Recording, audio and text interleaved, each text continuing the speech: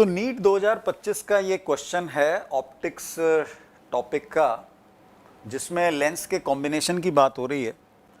दो चीज़ें पूछी गई हैं, लेंस की पावर और जो मैग्निफिकेशन, कॉम्बिनेशन की पावर और कॉम्बिनेशन से जो मैग्निफिकेशन ऑब्टेन होगा। तो जहाँ तक पावर का सवाल है उसमें कोई कंट्रोवर्सी नहीं है। 4 लेंस कांटेक्ट में है, सबकी पावर ऐड हो जाएगी, आइडेंटिकल लेंसेज हैं तो 4p पावर आ जाती है, उसमें कोई इशू नहीं है।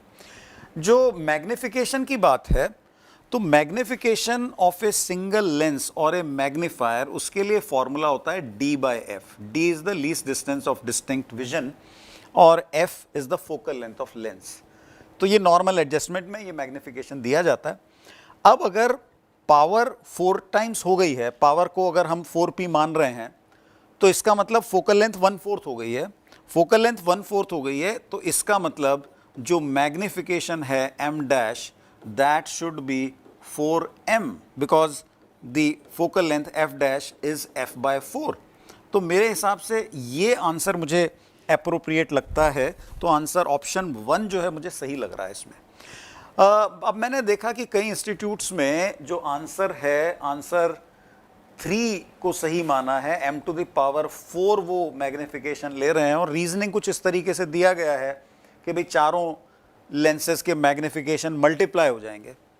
तो चारों लेंसेज के मैग्निफिकेशन मल्टीप्लाई हो जाएंगे, लेकिन सभी को हम बराबर क्यों मान रहे हैं? टोटल मैग्निफिकेशन m डैश जो फाइनल कॉम्बिनेशन का आएगा उसको m1, m2, m3, m4 लिख सकते हैं, उसमें दिक्कत नहीं है। बट एक इंडिविजुअल मैग्निफिकेशन, अगर हम v/u, मैग्निफिकेशन का फॉर्मूला होता है v/u, तो अब पहले वाले के लिए ये v1/u1 होगा, दूसरे वाले के लेंस के लिए m2 जो आएगा ये आएगा v2/u2। और ये जो दूसरे वाले लेंस का u है वो पहले वाले का v होता है, वो बात ठीक है। तो इसका मतलब ये तो अलग है ना, u1 और u2 सेम नहीं है तो v1 v2 भी सेम नहीं होंगे।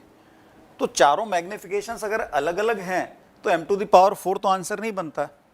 जबकि एंगुलर मैग्निफिकेशन वाले फॉर्मूले के हिसाब से करेक्ट ये जो रिजल्ट है 4m आ रहा है, तो मुझे लगता है आंसर इसका 1 होना चाहिए।